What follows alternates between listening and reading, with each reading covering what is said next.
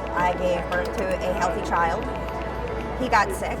After about 2 weeks of going to the pediatrician about every day, they finally admitted him into the hospital. He was an inpatient for approximately 6 months. He was eventually diagnosed with atypical hemolytic uremic syndrome. So what that means is your white blood cells become clumps, and as your red blood cells move through your system, they shred.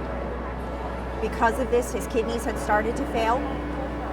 By the time he was a year old, he was dialysis dependent, and I received a letter from our private insurance stating that Elijah had reached his lifetime cap and they would no longer be able to continue coverage.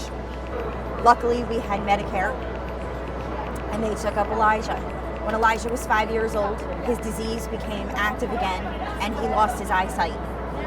We took him to CHOP, to a neuro-ophthalmologist, who essentially told us, pray for stem cell research as a cure. Directly after that diagnosis, we received a letter from Medicare stating that Elijah was no longer eligible for health insurance and it had been a mistake to cover him. It was eventually worked out, and my son did get his health insurance back. My son is now on a drug called Solaris, which has just recently been invented, but it costs $1 million a year. It has a 100% success rate. So for the first time in 17 years, my son, having beat all the odds, finally has a chance to get a kidney transplant, but he needs to stay on this medication. If we lose the coverage, not only can I not afford the medication, I can't afford the actual treatments.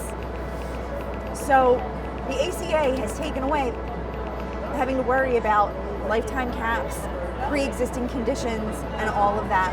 And with the repeal of the ACA, all of that is going to come back.